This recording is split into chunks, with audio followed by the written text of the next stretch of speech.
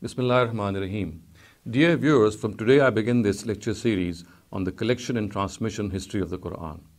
It is primarily based on a 15-year-long research, part of which also formed my doctoral thesis. It primarily owes its inception to the questions that arose in my mind when I taught this subject to postgraduate students, and I taught the conventional view on the collection and transmission of the Quran.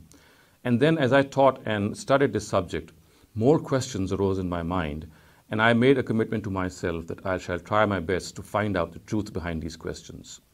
Today in this session, I shall present some of the important questions which arose in my mind 15 years ago, and I shall also try, inshallah, to sum up these questions as best as I can, and then in the later episodes of this topic, I shall also point out the research methodology, my objective, and a summary of the topics that we shall discuss later on. But first, as I said, in this session, I'll present before you the questions which arose in my mind at that time. The first question which arose in my mind when I began studying and teaching the subject was that currently there are 5 different versions of the Quran found in the Muslim Ummah. Now, this might be a startling revelation for most of you, but then for academic circles, this is nothing new. So we have 5 different versions of the Quran circulating in the Muslim Ummah. We have this famous version, or I would say the Riwayah of Hafs from Asim, which is the Quran, which is taught in most parts of the Muslim Ummah and which is known to most of us. And these Qurans, as I would point out, are actually named after a famous reciter who used to recite the Quran in a particular way. And when I say reciter, it does not merely refer to pronunciation, it also refers to variation in words. So when I say there are 5 versions, it means that there are 5 different versions which have different words at times. There are verbs which are different. There are nouns which are different. There is a difference between plural and singular. There's a difference between declensions or the Arab. And then we have other differences as well. So the first of these Qurans, as I said, which circulates in most of the Muslim Ummah, is called the Riwayah of Hafs from Asim. And the second of these versions is called the Riwayah of Warsh and Nafi. And this is also, this Quran circulates in most parts of Morocco and Algeria, and almost all of, in fact, Morocco and Algeria read the Quran on the Riwayah of Warsh from Nafi. Warsh and Nafi, and as I previously said, Hafs and Asim, all these are reciters. Hafs is the student of Asim, and similarly Warsh is a student of Nafi. And Asim lived or died in 127 Hijrah, and Nafi himself died in 169 Hijrah. The third version of the Quran, which is prevalent in most parts of Libya and Tunisia, it is called the Riwayah of Qalun from Nafi. Now, Nafi, again, he had 2 students. The previous version was from Warsh, and this is from his other student, Qalun. So this is the third version of the Quran. Now, the fourth version of the Quran is found in parts of Sudan, and this is called the Riwayah of Ad-Duri from Abu Amr. Abu Amr is also another reciter of the Quran.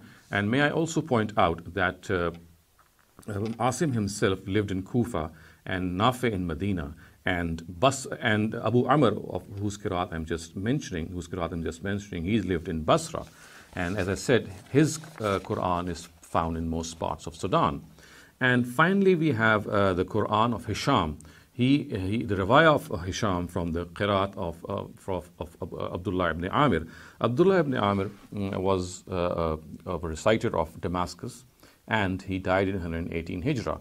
So these are 5 different versions of the Quran circulating in the Muslim Ummah currently. And as I said, there are the differences in these versions is not just in matters of pronunciation or dial or accent, but it also relates to differences in verb patterns, differences in nouns, different in a singular or plural noun, and similarly in declensions or Arab. And then there are differences in particles also. For example, at places we'll have waw or a fa in a difference of opinion. And just to give you an example, that the differences which are found in these various versions. So, for example, if I categorize these differences, although these categories which I have made are not exhaustive, but some of the categories which can give you some idea of these differences is that in one version we find the words, as you can see being displayed on your screen, فَإِنَّ اللَّهَ هُوَ الْغَنِيُّ الْحَمِيدُ. And in the other version we'll find فَإِنَّ اللَّهَ الْغَنِيُّ الْحَمِيدُ. So we find the word huwa is missing in one of them. Similarly, there is this difference in singular and plural nouns. So the first of these verses which I cited was Surah Hadid's 24th verse, and now I will cite Surah Tahrim's 12th verse. And the words of this verse in one of the versions is وَصَدَّقَتْ بِكَلِمَاتِ رَبِّهَا وَكُتُبِهِ وَكَانَتْ مِنَ الْقَانِتِينَ. And the words in another version are وَصَدَّقَتْ بِكَلِمَاتِ رَبِّهَا وَكِتَابِهِ. وَكِتَابِهِ. In the previous we had the plural kutub, and now we have kitab. وَكِتَابِهِ وَكَانَتْ مِنَ الْقَانِتِينَ. And then we have also the differences in verb patterns. For example, in one verse of Surah Araf, which is verse 141, the words are إِذْ أَنْجَيْنَاكُمْ مِنْ آلِ فِرْعَوْنَ يَسُومُونَكُمْ سُوءَ الْعَذَابِ يُقَتِّلُونَ أَبْنَاءَكُمْ. يُقَتِّلُونَ أَبْنَاءَكُمْ. And in another version, the words are يَقْتُلُونَ أَبْنَاءَكُمْ. And then again, we have a difference in declensions or the Arab. And in Surah Lahab, the fourth verse reads in most versions as حَمَّالَةَ الْحَطَبِ فِي جِيدِهَا حَبْلٌ مِّن مَّسَدٍ. Why some versions say حَمَّالَةُ الْحَطَبِ. So it is declined in the nominative, while the first one is declined in the accusative. So all in all, we can see that there is a difference in these areas. And if you ask me that does this difference change the meaning of the Quran as well, I will say yes. In many cases, it does change the meaning. And although the change might be very minor and it might not be of much significance, but again, it does change the meaning. And in some cases, there is a drastic change in meaning as well. For example, in the tayammum or in the wuzu verse of Surah Maida, which is the 6th verse of Surah Maida, if it is read in a particular way during ablution, we would not need to wash our feet. To wipe them would be sufficient. To do masa on them would be sufficient. So if we read the verse as arjulakum ilal ka'bayn, the way it is found in some of the versions, then we'll have to wash our feet. But if we read it as arjulekum, then we would not need to wash our feet. Merely wiping them or doing masa on them would be sufficient if we are doing wuzu. So you can see that there is a difference in the directives as well. Now the question which now arises is that if there are 5 versions of the Quran circulating in this Muslim Ummah, then which one is the correct one? Or should we say that all of them are correct? So this was the first question that struck me, and obviously when I'll present my research, in my humble opinion, I'll present the answer to this question. But as I said, today I'm just enumerating these questions, just enlisting these questions. And the first of them, as I said, which wonderstruck me and dumbfounded me, was that there are at least five versions. And I'm saying this because there are other versions also which are classically accepted, but that I leave to the next point. The next point is, or the next question actually, which arose in my mind, also relates perhaps to the first question, but it is an independent question because of its import. So the second question is that there are variant multiple readings of the Quran. The Quran can be read in various ways, in multiple ways. And why? Because our scholars say that these multiple ways have been sanctioned by the Prophet. But when they say this, they do not cite any criteria from the Prophet. But what they do is they cite their own criteria in this regard, and they say that if any reading of the Quran, any recital of the Quran is sanctioned by 3 criteria, then it can be accepted as a verse of the Quran. That particular recital will be a verse of the Quran. And these 3 criteria are very, very famous, and any person who has even a slight knowledge of the Qiraat science, he knows that a Qiraat or a reading should be in accordance with the rules of the Arabic grammar, and then it should be reliably traced back to the Prophet Muhammad sallallahu alaihi wasallam. And the third criteria is that it should be in accordance with any of the Usmanic copies. So any reading, any recital which is in consonance with these 3 criteria is regarded as acceptable. And may I show you, viewers, that if I show you this Quran before me and I open up any page of the Quran, you'll find on its sides on the other variant readings of a particular verse which is mentioned in the main text are mentioned in the margins, and you can see that there's hardly a page in this whole corpus of the Quran which is devoid of any variation in this reading. And this variation in reading, again, as I said, is basically acceptable to all our scholars if these readings conform to these standards which I have just narrated before you. And viewers, also interesting is the fact that these readings, as I said, at times they do not have a very significant change in the meaning, but at many a time we have significant changes in the meaning as well.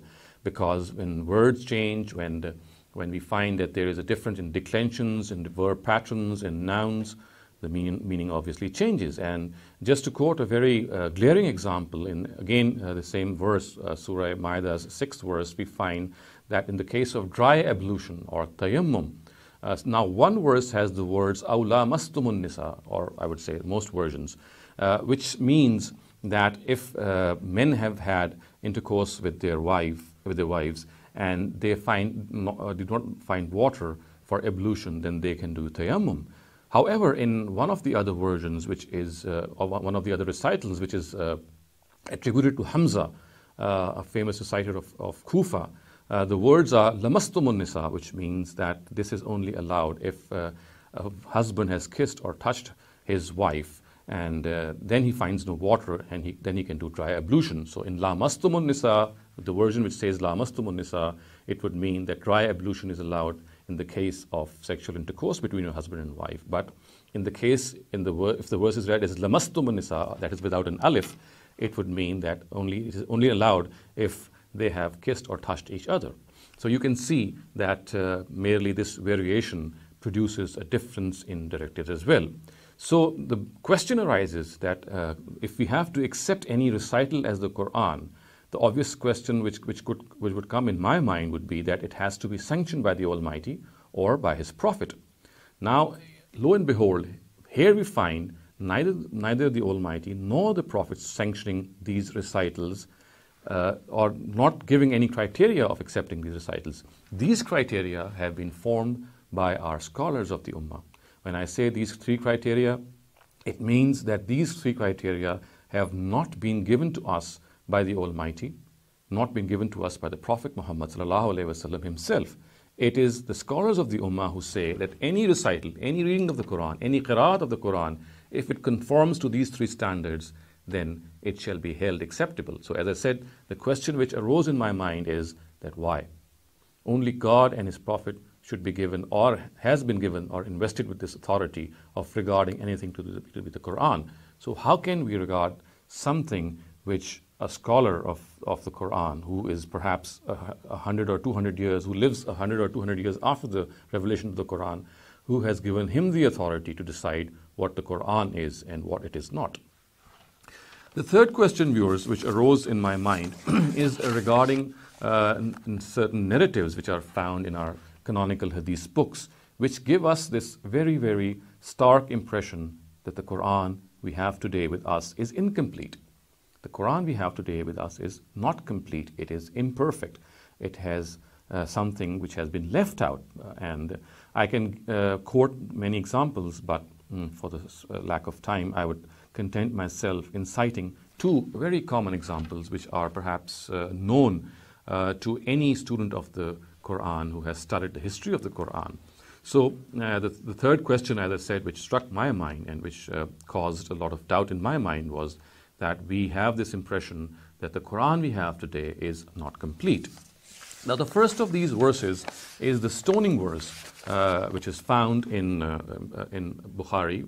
It's also found in the Muwatta of Imam Malik. But the version that I am now presenting before you is a hadith which is from Sunan of Ibn Majah. And you can see that the words are very startling and which tell us that a particular verse of the Quran had been left out from the Quran, and it still exists in certain ahadith, and it was part of the Quran, but it no longer is part of the Quran. And let me also point out the fact that no other person than Umar ibn al-Khattab radhiyallahu anhu himself is the person who narrates this hadith. So the words as recorded in the Sunan of Ibn Majah are قال عمر بن الخطاب لقد خشيت أن يطول بنا زمان حتى يقول قائل ما أجد الرجم في كتاب الله فيضل بترك فريضة من فرائض الله ألا وإن الرجم حق إذا أحسن الرجل وقامت البينة أو كان حمل أو اعتراف وقد قرأتها الشيخ والشيخة إذا زنيا فرجموهما البتة رجم رسول الله صلى الله عليه وسلم ورجمنا بعده. Umar ibn al-Khattab said, I fear that time will pass over people until someone will say, I do not find the verse of stoning in the book of God. So in this way, people will be led astray by abandoning a directive from other directives or from among the directives of God. Bear in mind that stoning is the rightful punishment for a married person who has committed adultery. And it is established through evidence or pregnancy or confession. And I have read, Ash-shaykhu wash-shaykhatu iza zanaya farjumuhuma al-battata. This is the verse which Umar said has been left out from the Quran. And it means necessarily stone to death the married man and the married woman guilty of adultery. So this is what the conventional translation of this word is. God's messenger stoned criminals for this crime, and so did we after him. So this is the verse of the Quran which is operational today, on the basis of which punishments are given today by our conventional scholars the way they understand it, but it is no longer found in the Quran. Another example here is the suckling verse, and this hadith I cite from the Sahih of Imam Muslim. And here this hadith has been cited by none other than Aisha radhiyallahu anha. So the words are, An Aisha annaha qalat, kana fima unzila min al-Quran, ashru raza'atin ma'lumat, yuharrimna, summa nusikhna bi khamsin ma'lumat. فَتُوَفِّيَ رَسُولُ اللَّهِ صَلَّى اللَّهُ عَلَيْهِ وَسَلَّمَ وَهُنَّ فِيمَا يُقْرَأُ مِنَ الْقُرْآنِ. Aisha stated, among what was revealed in the Quran was that 10 known suckling drops of milk of a child will make him a foster son and hence make him prohibited to marry. Later, this was abrogated in a verse which mentioned 5 known drops. God's messenger died, and the verse which mentioned these 5 drops was among what was being read from the Quran. So Aisha radhiyallahu anha is supposedly saying that what makes a person as a foster son or a foster child is a suckling verse which says that 10 drops of milk when they are drunk by a child, and he becomes a foster child. And she says that this was abrogated by another verse in which instead of 10 drops, it was mentioned that 5 drops of milk are sufficient to make a child as a foster child. And what she says, which is something which is very eye-catching, is فَتُوَفِّيَ رَسُولُ اللَّهِ صَلَّى اللَّهُ عَلَيْهِ وَسَلَّمَ وَهُنَّ فِيمَا يَقْرَأُ مِنَ الْقُرْآنِ, that فِيمَا يُقْرَأُ مِنَ الْقُرْآنِ. She says that the Prophet died, and this verse was among those that was being read from the Quran. And viewers, we know that today's Quran no longer contains this verse. So the words are وَهُنَّ فِيمَا يُقْرَأُ مِنَ الْقُرْآنِ. These verses from among the Quran were from among the Quran when the Prophet died, and we obviously, as I said, these no longer exist. So these two are very prominent and glaring examples which testify to the fact that the Quran which we have today, if we go by these narratives, is incomplete. So as I said, this was the third question which struck me when I began my research. The fourth question which confronted me in this regard was that as I read through various research manuals and histories of the Quran, I found, and obviously this is something which is of established nature, that the Quran we have today has scribal errors, scriptural errors in the script, and we find that these are numerous. Thus, for example, we have extra vowels mentioned in various places which are regarded as redundant. They are written, but they are regarded as redundant by the oral tradition. We have extra alifs we have extra yas and we have extra vavs. And just to give you a few examples as they are being displayed before you on the screen, this is verse of Surah Naml has extra alif contained in it. The words are لَأُعَذِّبَنَّهُ عَذَابًا شَدِيدًا أَوْ لَأَذْبَحَنَّهُ. As you can see, the underlined word, the alif which actually succeeds the other alif is an extra alif, because the word is لَأَذْبَحَنَّهُ. Or if we don't accept this to be a letter which is redundant, then we find this anomaly that this word would read in a very opposite way, and the words would be أَوْ لَا أَذْبَحَنَّهُ. It will be a negative particle instead of presenting the positive picture. Similarly, another example is from Surah Al Imran. This is verse 158, and here again we find an extra alif. The words are وَلَئِن مُتُّمْ أَوْ قُتِلْتُمْ لَإِلَى اللَّهِ تُحْشَرُونَ. The first of these alif or the second of these alif is redundant, and it has to be subtracted from reading or deleted from reading, otherwise we'll have an opposite meaning. لَإِلَى اللَّهِ تُحْشَرُونَ would mean that it is for sure that people shall be gathered before the Almighty. But if we read it with the second alif as well, then the verse would become La ilallah, and we shall not, people, or you should not be gathered before the Almighty. So you can see there is an exactly opposite meaning. And the question is that scholars generally say that the oral tradition shall rule the written tradition, and these scribal errors shall be regarded or shall be disregarded. But again, the question arises that was not the Quran checked for these scribal errors whenever it was written, or should we say that the oral tradition perhaps was correcting the written tradition, or the interesting scenario that it was the written tradition which was correct and the oral tradition which was wrongly reported. So all these questions do arise. But as I said, this is just one example. Another example, this time I'll confine myself to a single example, is the existence of an extra ya. So you can see the word of Surah Zariyat before you, the verse 47. The words are وَالسَّمَاءَ بَنَيْنَاهَا بِأَيْدِيٍ وَإِنَّا لَمُوسِعُونَ. The word aid obviously means hand.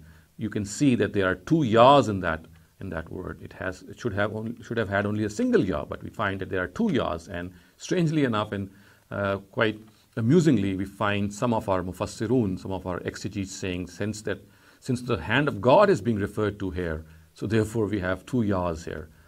Obviously, this is something of more of an amusement than anything which can be nearer to reality. And the third example yours in this is that we find an extra vav mentioned in many places, and a single example that I'm going to quote before you is verse 45 of Surah Araf, which is being displayed before you. As you can see, the words are Sa'urikum daral fasiqeen, and the vav here after in Sa'urikum is redundant, has no basis, it is just there and it has no function. So you can see, viewers, that these are just a few examples which I have given. Other than these examples, there are numerous examples in which we can see these scribal errors in which an extra va or extra ya or an extra alif is found in these versions of the Quran. And it is not just the Quran that we have today. Even the earliest versions of the Quran have these scribal errors. So the question obviously which arises in our mind is that why does the Quran have these scribal errors? Now, the fifth question which arose in my mind at that time when I conducted my study and studied more deeply this subject was that we know that in the times of the Caliph Usman Raziyallahu anhu, he had made copies of the Quran and he had sent them to various parts of his empire so that his duty as a disseminator of the Quran, he can fulfill that duty.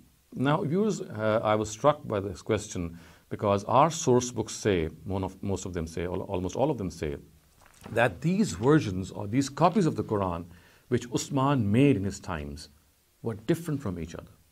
Now, the story goes, or the traditional account says, that Abu Bakr anhu had collected the Quran in his times in a single volume, and Usman anhu in his times, he summoned that copy and then he made further copies from that copy.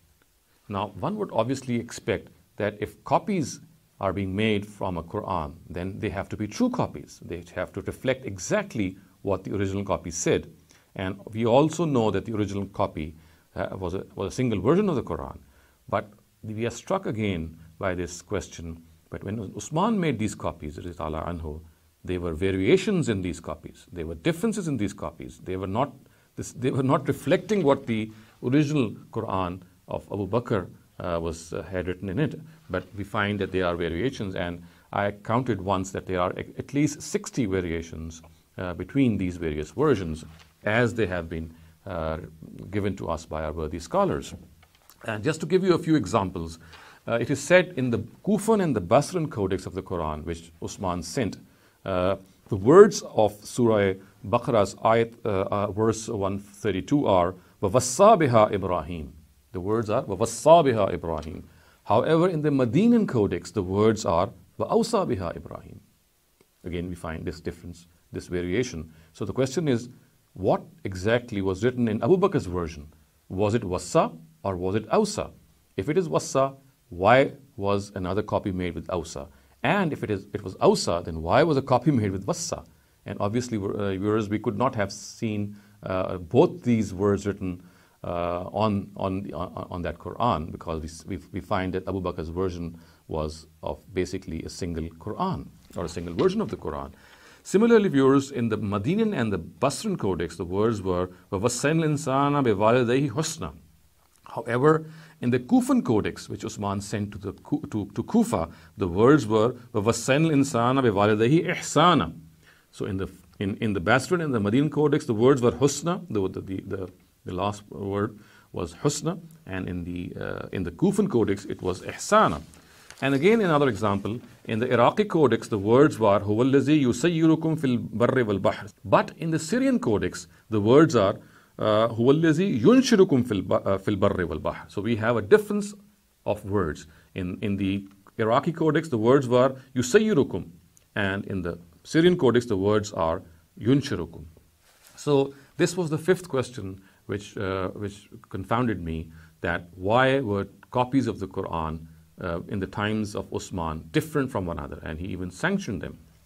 The sixth question which arose in my mind at that time was that basically the accounts of the collection of the Quran and its transmission have been mentioned in our Ulumul Quran books. And these Ulumul Quran books obviously reflect our history.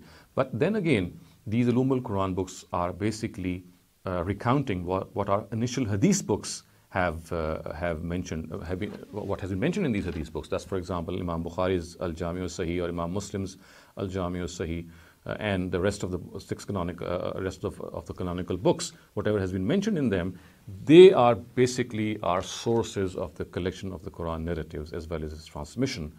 But when I studied the accounts or the earliest histories of Muslims, in particular of the Tabaqat of Ibn Sa'd, who died in 230 Hijrah, then the Al-Ma'arif of Ibn Qutayba, and similarly Tabari's Tarikh, I found these are the three earliest of Muslim histories. I found that there was an absolutely lack of corroboration from these accounts. And when I say this because that all these books, in particular the Tabaqat of Ibn Sa'd, it mentions the biographies of all the famous companions. It mentions the biographies of people who figure in the collection of the Quran narratives, people like Usman, people like Umar, anhu. Similarly, we find Hafsa, anha. We find people who had been assigned the task of collecting the Quran, like Zayd ibn Sabit, Abdullah ibn Zubair, and others. We have biographies of all these people. We have the biography of Huzaifa ibn al-Yaman, the famous general of Usman, who had actually reported differences in reading the Quran. But what fails to find mention in all the biographies of all these people in these books is that they had nothing to do with any collection of the Quran role which they have alleged to play in our Hadith books. So this is a question which became a question mark in my mind, that why is it that Hadith books report a collection and transmission story or history of the Quran, and this collection and transmission history should have found mention in our history books as well, because these history books actually they relate and narrate the biographies of people who were involved in collecting and transmitting the Quran. But when we find these people being mentioned in our history books, in particular I'm referring to the collection of the Quran narratives and the people who were involved in this in the times of Abu Bakr anhu and Usman anhu, we do not find that these people had any role which our hadith books have portrayed regarding these people. So this is my sixth question which arose in that time. The seventh question which arose in my mind was that the chains of narration of these collection of the Quran narratives are extremely weak. And they, more often than not, in most cases, they hinge on a single narrator, a single person from whom it is disseminated. In the first couple of tiers, it is narrated by single people. Now, it is a very common established norm of historical criticism that when things of all-pervasive nature are mentioned by a few individuals, then they come to question. When the nature of something is such that it has to be transmitted, or it should have been transmitted by many people, but we find just a single person narrating it, and after him, a single person narrating it as well, then it comes to question that did this event actually take place or not? Because if it had taken place, there would have been multiple people reporting the same event. Whereas in most cases, as I shall point out in my later lectures and talks, that they all hinge upon single people and single strands who report these narratives. So it is this weak nature of this transmission that struck me when I was doing my research.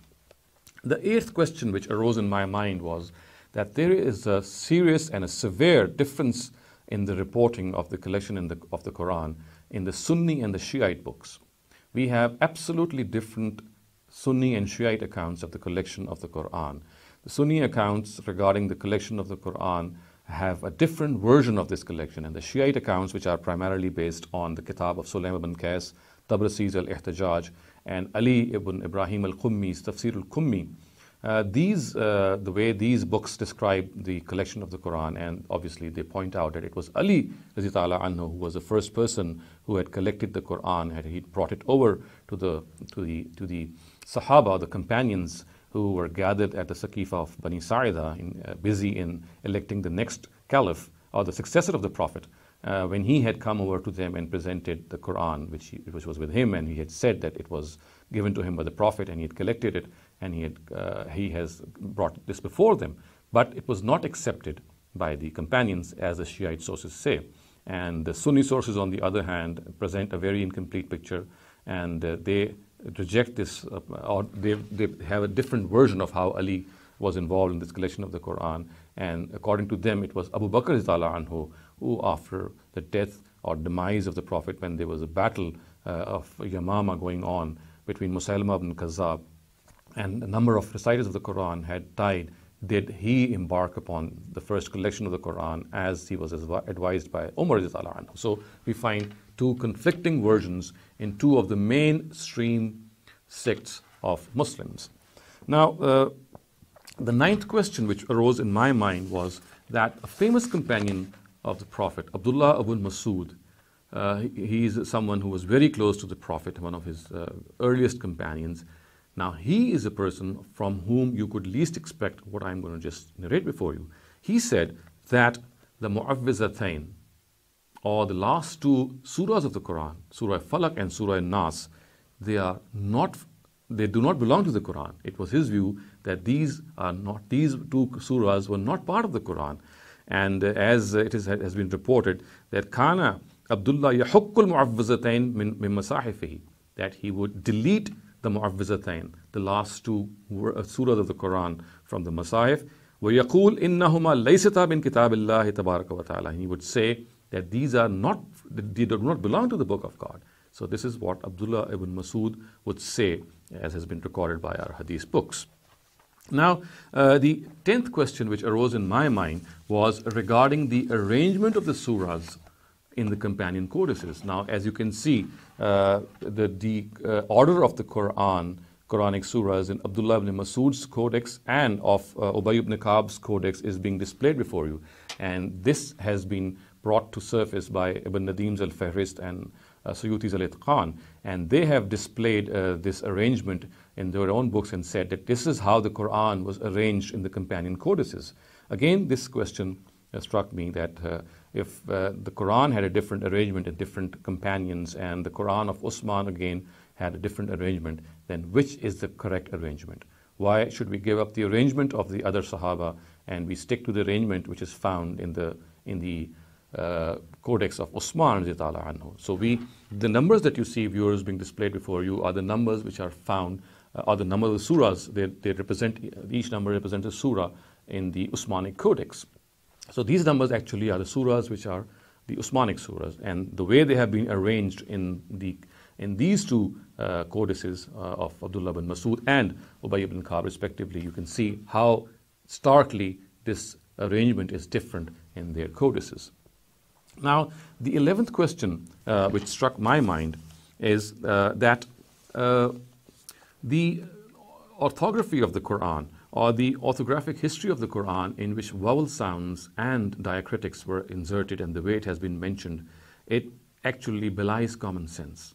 And the history which is generally recorded in various orthography books is that the vowel sounds were first of all, it is said that the text written, the earliest text, was devoid of vowel sounds and was also devoid of diacritics. And that would mean that the way a word should be pronounced and the way a word actually is, similar words which differ with each other by virtue of diacritics, this would not be available, it would not be apparent in that skeletal text. It is said that the vowel sounds were inserted first, and then later on, in the times of Hajjaj ibn Yusuf, the diacritics were inserted. So Abul Aswad al-Duwali is the person who first inserted the vowel sounds, and later on, about 2 or 3 decades later, Hajjaj ibn Yusuf in his time summoned some of the other people who actually then inserted diacritics.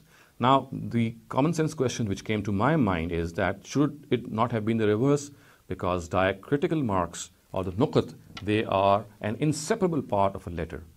If at all any insertion had to be made, it should have been the diacritics which should have come first, and then later on these vowels should have come. Because merely inserting the vowels and not being able to differentiate between a ra and a za, and a ta and a za, and a sin and a sheen, or a sa and a sha, what good would have been vowel sounds? What good have been the Arab if, in the absence of these diacritics, the Quran could still be read in various ways? So, in my mind, the history of this history of the orthography of the Quran, the script of the Quran, presented a very, very strange question. To me, the diacritics should have been inserted first, and then these vowel sounds should have been inserted, if at all the story, the way it has been narrated in our books, is true. So this is what the question that struck my mind, and it formed the 11th question. Now, the 12th question which struck my mind and which also caused doubt in my mind was that famous narrative which most of you would be knowing is the revelation of the Quran on 7 ahruf. It is said that the Quran has been revealed on 7 ahruf, and this again, this narrative is found in Bukhari, it is found in Muwatta, it is found in its variations are so many that most of our scholars regard this narrative to be mutawatir. They say that it is a mutawatir hadith, and strangely, not a single person is in a position to decipher what actually is the meaning of this narrative. We find different opinions, a plethora of opinions, people citing over 30 interpretations of this narrative. And a person of the caliber of Imam Suyuti has said that this narrative is among the mutashabihat, or the meaning of which is only known to God. And viewers, this narrative is one of the basic narratives in Muslim transmission and collection Quran history, because it is this narrative on the basis of which multiple readings of the Quran are accommodated and allowed. And lo and behold, we find that our Muslim scholars, they have different opinions regarding this narrative. When it is said that the Quran was revealed on 7 ahruf, we are not in a position to definitely say what this ahruf means and what the word or the letter 7 or the number 7 refers to. Thus, for example, some very common interpretation is that some people say that the 7 ahruf are 7 ways of pronouncing a word. Some say that there are 7 types of Quranic verses. This is what the meaning of 7 ahruf is. Other people say that 7 denotes 7 dialects of Arabia. Some other people say that 7 denotes 7 different types of Quranic verses, and so on and so forth. And we have even scholars who say that it denotes 7 synonyms of the Quran. So there are so many different versions of interpretation of this narrative, and it is so central to the collection and transmission of the history of the Quran, and finding so much diverse opinions and people who have different opinions regarding this narrative and still accepting it to be a central narrative in the collection and transmission of the history of the Quran, in spite of accepting the fact that we are not very sure what it means, is again something which really dumbfounded me. Finally, viewers, the 13th question, and I would say that these are some of the questions which I am citing before you. There are several others as well which came to my mind, but these are some of the ones which I would present before you. So the final question which came to my mind was that we are generally introduced and told that the Quran was transmitted in such a manner that there were thousands of memorizers of the Quran. There were heaps, and there were such a large number of people who had memorized the Quran partially and completely, and then these memorizers had transmitted this memorized Quran to the next generation, and so on and so forth. And such was this large number of memorizers of the first generation in the time of the Prophet that any transmission of error was rendered as secure. But on the contrary, we find a Muslim hadith book as highly regarded as the Jami' al-Sahih of Imam Bukhari, presenting 2 narratives which say that actually there were only 4 memorizers of the Quran who had memorized the Quran in the lifetime of the Prophet. And this is obviously in stark contrast with the claim that there were thousands of memorizers. The words of this narrative, as recorded in the Jami' al-Sahih of Imam Bukhari, are, it is reported by Anas ibn Malik. He says, Matan Nabi, walam yajma'il Quran ghayru arba', and then he names those 4 persons: Abu Darda, Mu'az ibn Jabal, Zayd ibn Sabat, Abu Zayd. So it says that these are the 4 people. Only the style is very restrictive. It says, Lam yajma'il Quran ghayru arba'. Only 4 people had memorized the Quran. I'm saying memorized because most of our scholars interpret this narrative, the word jam'a, to connote memorization. So in the presence of this narrative that only 4 people had memorized the Quran, the claim that thousands and thousands of memorizers were there who had memorized the Quran and then transferred it to the next generation, this contradiction has to be resolved. Either the first one is correct or this is correct. So again, this was a question that struck my mind, and it urged me to find what the truth was. So viewers, this is a summary of some of the questions which I have presented before you, and inshallah in the next session I will further elaborate on how I have taken upon myself to research out these questions, and I will also outline the methodology of my research, also give the justification and the nature of my research, and also present a summary of the topics that I will cover in my later lectures. And I pray to God that He grant me the sagacity and the wisdom and the power of speech to properly present this research before you. And I also pray to God that in this research, whatever truth has come to my mind, that I should accept it the way it has come before me.